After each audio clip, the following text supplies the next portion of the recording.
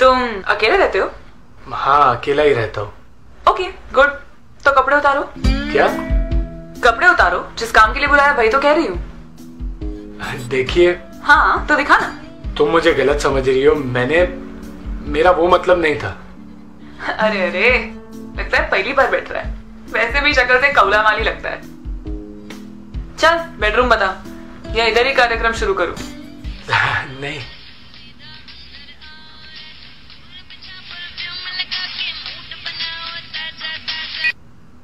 क्या रे चिकने, कल ही मिली थी ना तेरे से, आज क्यों फोन कर रहा है? देख अभी ग्राहक के साथ हूँ, काम निपटा के फिर बात करती हूँ।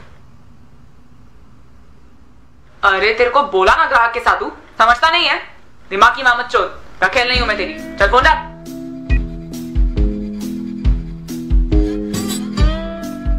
तेरे को क्या स्पेशल इनविटेशन देना पड़ेगा? चल फटाफट कपड़े उतार, टाइम नहीं है मेरे पास, दूसरे कस्टमर्स के पास भी जाने का है मेरे को। मैंने इस काम के लिए यहाँ पे नहीं बुलाया। तो शक्ल ताकने के लिए बुलाया है? नहीं। पता नहीं किसका शक्ल देख लिया सुबह सुबह। एक ग्राहक मिला, वो भी मिला। अबे तेरे को बोला ना बात करती है, धंधे में बैठी है, समझता नहीं है? फड़ुआ फोड़ा। निकलती है मैं, फालतू इधर बुला के टाइम खोटी किया। एक मिनट रुको तो, बैठो। 1 मिनट रुक जाओ। क्या चाहिए अभी? प्लीज बात सुनो, मैं सब डिटेल में समझाता हूँ। 2 मिनट दो जरा। काय को? देखिए, मैं एक डॉक्यूमेंट्री फिल्म मेकर हूँ और मुझे डॉक्यूमेंट्री बनानी है कॉल गर्ल्स पर। हाँ तो मुझे बस तुम्हारी थोड़ी सी मदद चाहिए। मुझसे लोग मदद नहीं मांगते दोस्त। क्या मांगते हैं बताऊं? वो पता है क्या मांगते हैं, पर वो नहीं चाहिए। मुझे सिर्फ थोड़ा सा टाइम चाहिए तुम्हारा। देख टाइम कम है मेरे पास, तूने वैसे भी मेरा इनफ टाइम वेस्ट कर दिया है और कस्टमर्स इंतजार कर रहे हैं। कोई और नहीं पकड़ा ना तो आज का पूरा दिन बकवास जाएगा मेरा। मुझे बस एक इंटरव्यू लेना था तुम्हारा, थोड़ा सा ही टाइम चाहिए। थोड़ा सा टाइम दे दीजिए प्लीज। एक डॉक्यूमेंट्री तुम्हारे ऊपर बनानी है। डॉक्यूमेंट्री मुझ पे? सटक गया है क्या? पी के बैठा है ना? नहीं, ऐसा कुछ नहीं है, बस थोड़ी सी मदद कर दीजिए।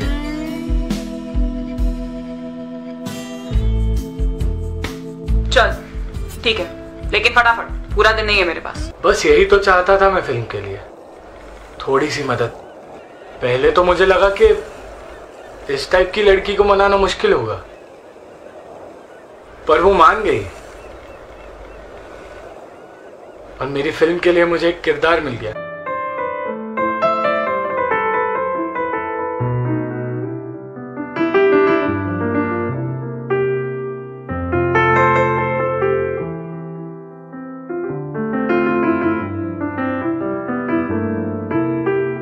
ए हेलो, ये कैमरा का क्या सीन है?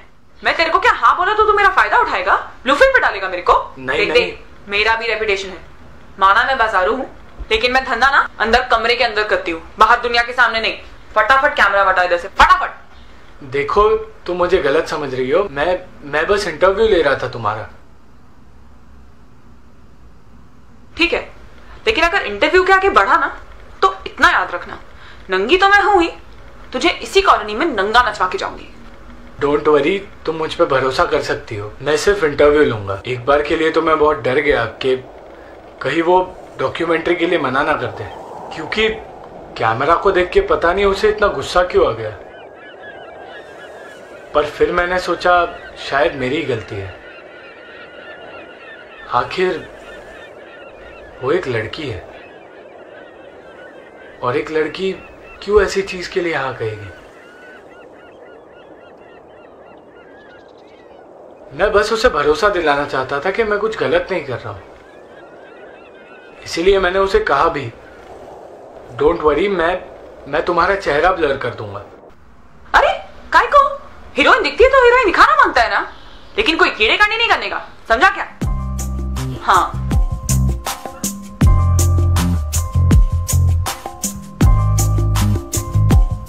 चल रेडी?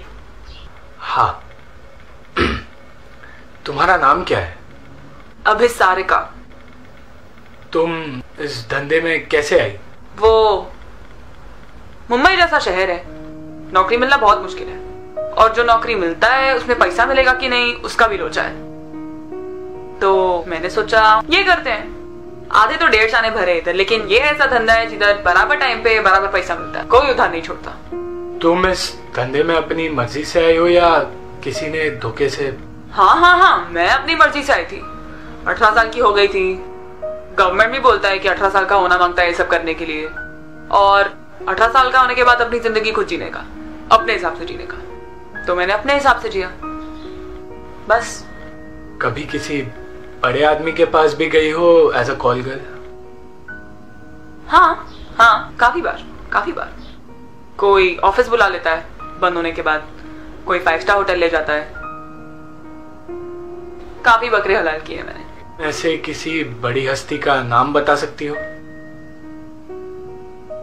नहीं, नाम नहीं बता सकती, लेकिन इतना समझ ले कि ऐसे लोग जिनके कपड़े अगर नीलामी में बिके तो करोड़ों में बिकेंगे ना, उन लोग के कपड़े चुटकियां बजा बजा के उतरवाए हैं मैंने।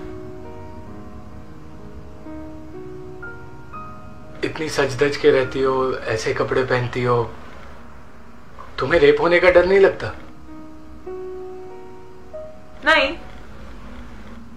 नहीं, रेप तो होता रहता है, कोई बड़ी बात नहीं है मेरे लिए।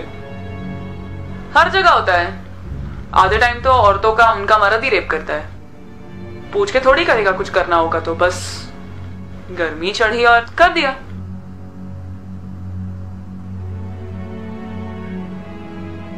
लेकिन कुछ तेरे जैसे भी होते हैं जो समझ के लेते हैं। बस हो गया। बस इतने में तेरी फिल्म बन जाएगी? पूरी तो नहीं बनेगी, पर ठीक है, जितना जरूरी था पूछ लिया मैंने। तू कितना ठंडा है रे। तेरे को इतना अच्छा मौका मिला, इतनी अच्छी लड़की मिली, और तू ऐसे चिन्नी सवाल पूछ रहा था। एक कॉल गर्ल की जिंदगी से इतना ही नाता है ना। मैं समझा नहीं। जाने दे, तेरा काम हो गया, मैं चलती है। रुको, समझा के जाओ, वरना ये सवाल मेरे दिमाग में ही रहेगा हमेशा।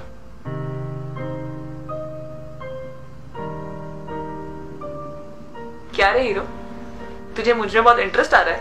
नहीं, ऐसी बात नहीं है, ऐसा कुछ नहीं है। मैं तो बस तेरी आंखों में अभी जो मेरे लिए आ रहा है ना, वो अपनी औरत के लिए बचा के रख। क्या है ना, हमें ना इज्जत उतरने से डर नहीं लगता, इज्जत मिलने से लगता है। पर मैं तो सिर्फ ये जानना चाहता था कि बस मुझे पता है तू क्या जानना चाहता था, क्या नहीं जानना चाहता था। तुझे क्या लगता है तू पहला इंसान है जिसने ऐसा सब इंटरव्यू लिया है मुझसे? मतलब कितने लोगों ने पूछा है। हाँ, यही सवाल नहीं, पर ऐसे ही, तेरा नाम क्या है, ये सब क्यों करती है, अपनी मर्जी से आई है क्या, किसी ने धोखे से लाया है तेरे को, कितना पैसा मिलता है, जब बिस्तर पे होती है तो तेरे को भी मजा आता है क्या। मेरे को लगा तू अलग है, थोड़े अलग सवाल पूछेगा, लेकिन नहीं। और क्या पूछता?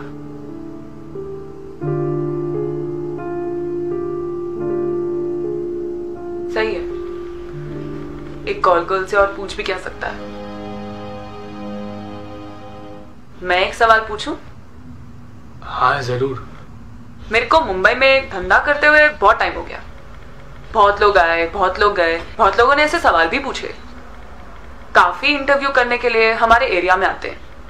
मुझ जैसी कॉल गर्ल्स को, राह चलते किन्नरों को, भिखारियों को ऐसे कई सवाल पूछते हैं। और सिर्फ हिंदुस्तान की नहीं, फॉरेन में भी ऐसी काफी मूवीज बनती है।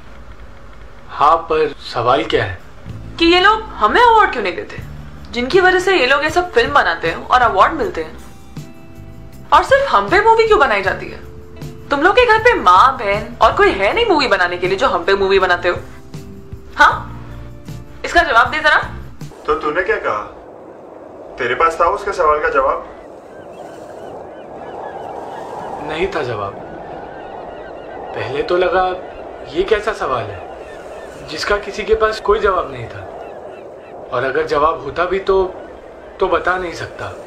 नहीं है ना जवाब, होगा भी कैसे। कोई नहीं, मैं बता देती हूँ। तू चाहिए तो अपना कैमरा चला, मेरा शक्ल दिखाना है तो शक्ल भी दिखा दे, कोई प्रॉब्लम नहीं। कहा ना, नंगी किसी से नहीं डरती।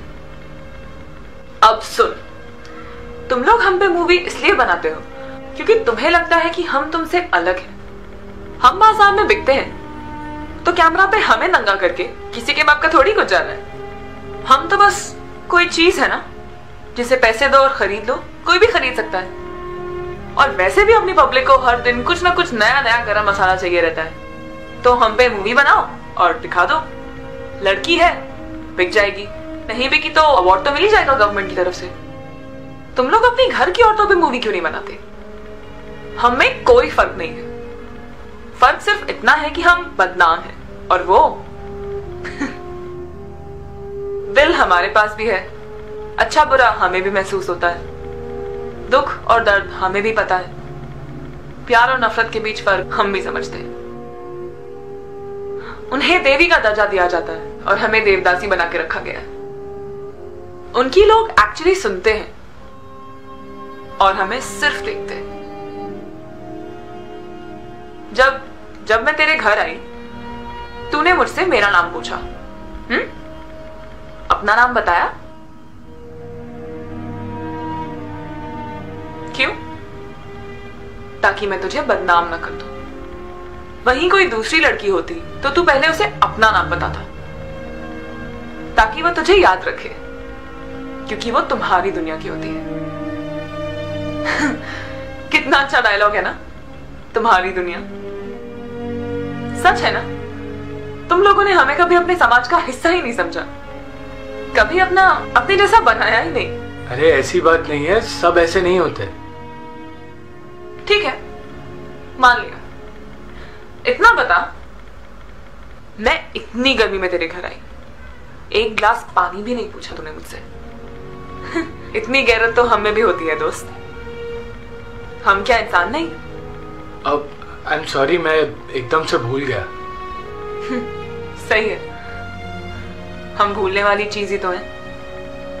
आज मैं तो कल कोई और, बहुत है मार्केट में अवेलेबल,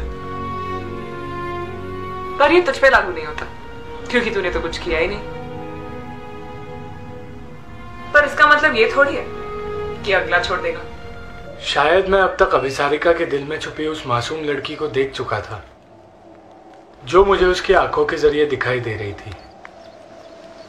उसकी बातें जानो खंजर की तरह दिल पे वार कर रही थी। एक बात पूछूं?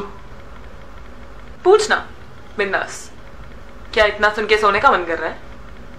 नहीं, पर तुम इतना कड़वा क्यों बोलती हो जब तुमने ही यह धंधा चुना है?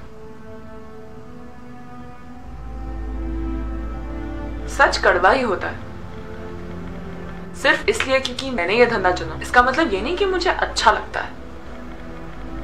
जब मैं लोगों के साथ सोती हूं, पैसे मिलते हैं, बिकती हूं, घिन मुझे भी आती है, दर्द मुझे भी होता है, लेकिन क्या करूं?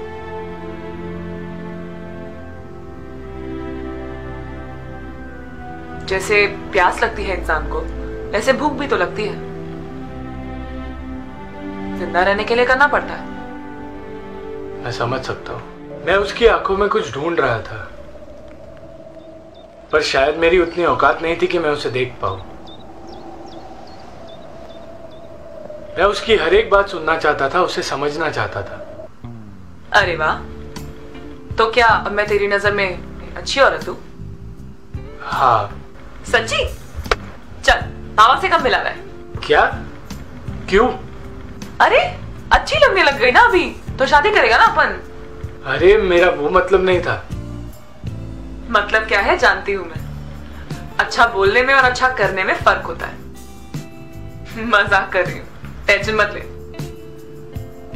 चल अभी मैं निकलती है। 1 मिनट। अब क्या? तुम्हारे पैसे? जिस काम के लिए आई थी और जिस काम के लिए बदनाम हूं वो तो हुआ ही नहीं। ईमानदारी का धंधा करती हूँ, पैसे अपने पास रख। फिर मिलोगी? काय को? आज काम नहीं हुआ तो वसूली के लिए बुला रहा है? नहीं नहीं, तुमसे बात करके अच्छा लगा। ए हीरो, तेरे को प्यार व्यार तो नहीं हो गया ना मुझसे? वैसे हुआ है तो ठीक है, अगली बार भागी भागी चली आऊंगी, लेकिन आज अपने को जाना है। उसके बाद वो कभी मिले तुझे? बस वो दिन मेरी और अभिसारिका की पहली और आखिरी मुलाकात थी।